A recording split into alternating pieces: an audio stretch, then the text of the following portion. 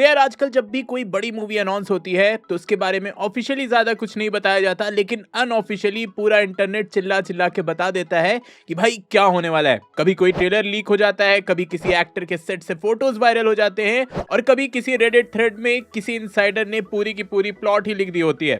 लेकिन सवाल ये है कि क्या ये सब जेन्युइनली लीक हो रहा है या फिर स्टूडियो खुद ही ये लीक्स कर रहे हैं एज अ मार्केटिंग स्ट्रेटेजी। भाई सोचो, एक $200 मिलियन की फिल्म बन रही है और उसके ट्रेलर का एक ब्लरी वर्जन किसी अननोन ट्विटर अकाउंट पे अपलोड हो जाता है विदाउट वाटरमार्क, बिना किसी ट्रेस के। थोड़ा अनरियलिस्टिक लगता है ना, क्योंकि रियल लीक्स अगर होते तो स्टूडियो तुरंत कॉपीराइट स्ट्राइक मारते, वीडियो हटाते, जो बंदा लीक कर रहा होता उसे जेल भेजते। लेकिन मोस्ट ऑफ द केसेस में यहाँ तो ऐसा लगता है कि जैसे स्टूडियोज चुपचाप पॉपकॉर्न खा रहे हैं और फैंस का रिएक्शन देख रहे हैं। सबसे बड़ा एग्जांपल है स्पाइडरमैन नो वे होम। भाई इस मूवी का एक भी टीजर नहीं आया था, लेकिन लोगों को पता था कि टोबी मैगवायर और एंड्रयू गारफील्ड आ रहे हैं। क्यों? क्योंकि एक सेट इमेज लीक हुई थी जिसमें सबने एंड्रयू गारफील्ड के स्पाइडरमैन को देखा था, वो भी 4K में। अब 4K में सेट के इमेजेस लीक होना मार्केटिंग स्ट्रेटेजी नहीं है तो और क्या है। फिर इसके ऊपर से एक और ट्विस्ट, उस मूवी का एंटायर ट्रेलर लीक हो गया था, और वो भी अनफिनिश्ड VFX वर्जन। अब भले ही ये ट्रेलर बहुत ज्यादा ब्लरी था, लेकिन मूवी की हाइप इससे क्रिस्टल क्लियर हो गई थी। रेडिट की एक थ्रेड की माने तो ये पूरा एक PR स्टंट था। स्टूडियो फैंस के रिएक्शन को टेस्ट कर रहे थे कि लोग कितना एक्साइटेड हैं इस मूवी को लेकर, और लीक देखने के बाद किस चीज पर सबसे ज्यादा डिस्कशन हो रहा है। और इस लीक वाले मार्केटिंग ने डेफिनेटली काम किया। मूवी की हाइप नेक्स्ट लेवल पे पहुंच गई, मतलब इतनी नेक्स्ट लेवल पे पहुंच गई कि मूवी ने $1.9 बिलियन कमा लिए। और यही लीक वाली मार्केटिंग स्ट्रेटेजी मार्वल स्टूडियोज आज तक यूज करता है।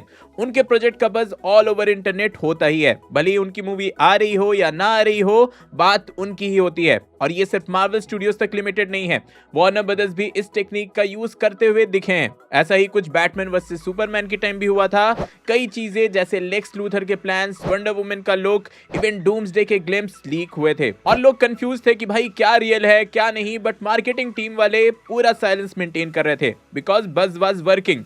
रेडिट पे थ्योरीज आ रही थी, फेसबुक पे मीम्स बन रहे थे। बेसिकली फैंस स्टूडियो के लिए मूवी की फ्री मार्केटिंग कर रहे थे। और बैटमैन वर्सेस सुपरमैन क्या, इवन स्नाइडर कट की मार्केटिंग के पीछे, उसके रिलीज के पीछे लीक्स का एक बड़ा हाथ था। और स्टूडियो को ये सब करने के लिए नेग्लिजिबल बजट चाहिए होता है, बस एक अनोनिमस सोशल मीडिया अकाउंट, एक लीकर जो प्लॉट का 10% इंटरनेट पर डाल दे, और बाकी काम मेरे और आप जैसे फैंस खुद एक्साइटमेंट में कर देते हैं, और उस 10% प्लॉट डिटेल से 200% स्पेकुलेशन और फैन थ्योरीज में बदल देते हैं। यूजिंग लीक्स एज मार्केटिंग का असली चार्म यही है। यही सेम लीक्स अगर ऑफिशियली स्टूडियो रिलीज करेगी तो शायद इंटरनेट पे इतना डिस्कशन नहीं होगा, इतना बस क्रिएट नहीं होगा। लेकिन लीक्स के चलते ऐसा फील होता है कि कोई सीक्रेट था और अब वो बाहर आ गया है, जो आप मानो या ना मानो एक्साइटमेंट तो बढ़ाता ही है।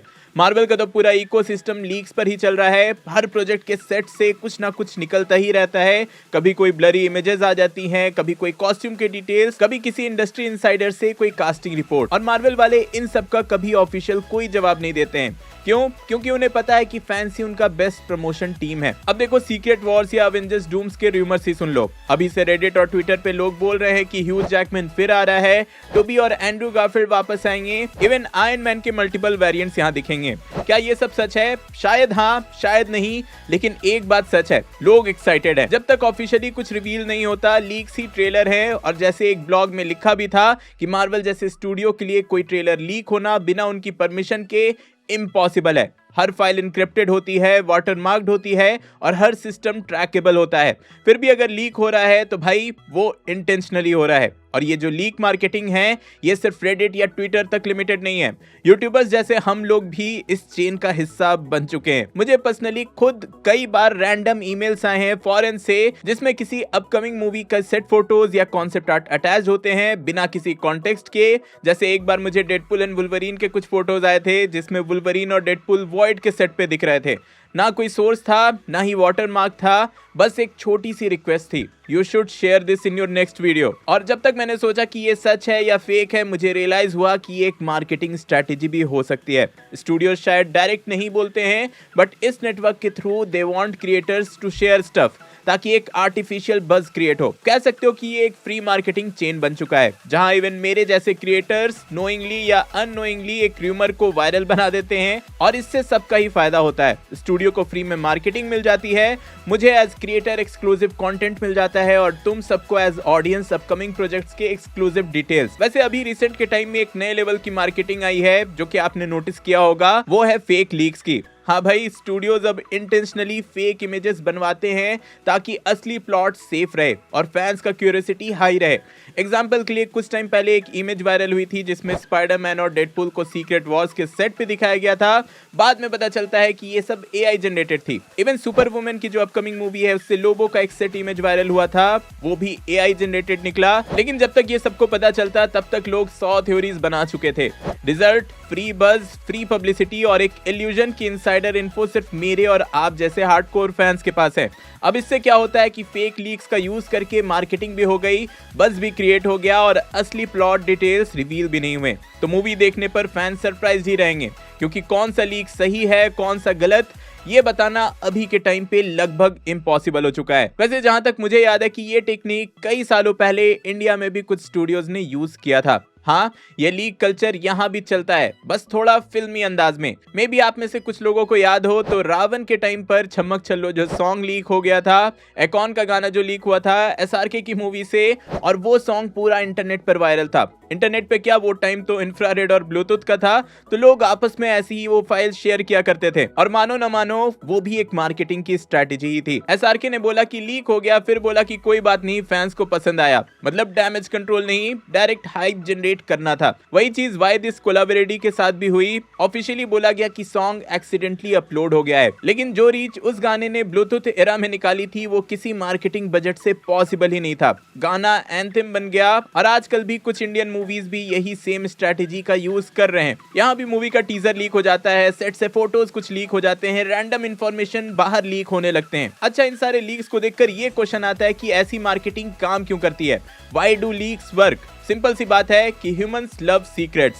जब हम किसी चीज के बारे में पहले जान जाते हैं हम स्पेशल फील करते हैं। बड़े बड़े स्टूडियोज इसी साइकोलॉजिकल ट्रिगर को यूज करते हैं। देखो, रियल लीक्स जो होते हैं वो यूजुअली मूवी को डैमेज करते हैं, पर स्ट्रैटेजिक वे में अगर कुछ लीक किया जाए तो उससे बज क्रिएट होता है। वो डिफरेंस स्टूडियो को बिल्कुल पता है, इसलिए वो कंट्रोल्ड एनवायरनमेंट में टाइम पे और टारगेटेड ऑडियंस के लिए लीक्स को पब्लिक में छोड़ते हैं और उसके बाद रिएक्शन मॉनिटर करते हैं। आज का डिजिटल एरा तो और भी ज्यादा हेल्पफुल है। एक रेडिट थ्रेड, एक ट्विटर इमेज, एक ब्लड वीडियो और पूरा फैन बेस जग जाता है। यूट्यूब पे ब्रेकडाउन वीडियोस आने लगते हैं, इंस्टाग्राम पे फैंस स्पेकुलेशंस करते हैं और कंटेंट क्रिएटर्स जैसे कि मैं इसी टॉपिक पे पूरा वीडियो बना लेता हूँ। Free content, free publicity, free hype. और लीक सिर्फ सेट फोटोज या ट्रेलर्स तक लिमिटेड नहीं है, कभी कभी तो एक्टर्स ही स्टूडियो का स्पॉइलर वेपन बन जाते हैं। स्पेशली मार्वल में आपने ये एग्जांपल देखा ही होगा, जहां मार्क रेफेलो और टॉम हॉलैंड का नाम सुनते ही लोग बोलते थे बस भाई कुछ अब मत बोलना, पूरा मूवी रिवील हो जाएगा। ये दोनों एमसीयू के स्पॉइलर किंग्स बन चुके थे एक टाइम पर। एक बार मार्क रेफेलो ने लाइव इंटरव्यू में लिटरली कह दिया था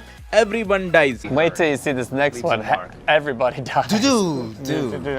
Not everybody. और सब लोग हंस रहे थे, बट जब इन्फिनिटी वॉर रिलीज हुई तो सबका मुंह खुला का खुला रह गया, बिकॉज ही वॉज राइट। लेकिन सबसे आइकॉनिक केस था टॉम हॉलैंड का। वो बंदा हर प्रेस टूर पे कुछ ना कुछ ऐसा बोल देता था जो ऑफिशियली रिवील नहीं हुआ होता। कभी पोस्टर लीक, कभी प्लॉट पॉइंट्स, कभी किसी विलन के बारे में कुछ बोल देना। इंटरनेट ने उनका नाम ही स्पाइडरमैन से स्पॉइलर मैन रख दिया था। लेकिन सच यही है और ये सब जानते भी हैं कि भाई ये सब एक्ट था। स्टूडियो खुद इन एक्टर्स को बोलते हैं कि थोड़ा लीक कर दो, फैंस को टीज करो, ये सारे कुछ डिटेल सबके सामने पब्लिक कर दो और फिर वो लीक ट्रेंडिंग हो जाता है, मीम्स बनने लगते हैं, यूट्यूब रिएक्शंस आते हैं और मूवी के लिए फ्री मार्केटिंग हो जाती है। इवन टॉम हॉलैंड के एक्सीडेंटल लीक्स मार्वल के ऑफिशियल इंस्टाग्राम पे पोस्ट होते थे। मतलब भाई आप समझ ही सकते हो कि वो सब कुछ प्लान था। ये एक ऐसी मार्केटिंग स्ट्रेटजी है जहां एक्टर का चार्म, इनोसेंस और फैंस का लव यूज किया जाता है हाइप बनाने के लिए। इन शॉर्ट, इवन इंटरव्यू वाले जो लीक्स होते हैं वो सब प्री प्लान्ड होते हैं, सब कुछ स्क्रिप्टेड होता है, बस इसको नेचुरल बनाने का इल्यूजन होता है। तो अगले बार जब कोई ट्रेलर लीक हो या किसी एक्टर का लुक सडनली वायरल हो जाए तो थोड़ा सोचना क्या ये रियल था या प्लान था, क्योंकि स्टूडियोज को एक चीज काफी अच्छी तरह से समझ में आ गई है कि लीक्स सेल। और अगर आपको हाइप बनाना है बिना पैसे खर्चे तो बस थोड़ा सा ब्लरी इमेज लीक कर दो, बाकी का काम इंटरनेट करेगी। अभी के टाइम पे स्टूडियोज के लिए ये एक low cost high return marketing strategy बन गई है। ऐसा सीक्रेट वेपन जो ऑफिशियली एग्जिस्ट भी नहीं करता पर उसका इंपैक्ट बॉक्स ऑफिस पे दिखता है। सो मे बी नेक्स्ट टाइम जब आपको leak teaser for Avengers doomsday या एक mystery casting news for secret Wars दिखे अनऑफिशियली, जस्ट स्माइल एंड से नाइस मार्केटिंग। पर मानो ना मानो, लीक्स में मजा तो जरूर आता है। आई होप आपको इस वीडियो से एक नया पर्सपेक्टिव मिला होगा, कुछ नया जानने को मिला होगा। इफ हाँ तो वीडियो लाइक करना, शेयर करना एंड चैनल पे न्यू हो तो सब्सक्राइब करके जाना। मार्वल के फ्यूचर प्लान को समझने के लिए ऊपर वाली वीडियो देखें एंड सोनी ने अपने स्पाइडरमैन का यूनिवर्स कैसे डिस्ट्रॉय किया ये जानने के लिए नीचे वाली। मैं जल्दी और नए वीडियो लेकर आऊंगा। टिल देन बी देसी बी नर्ड।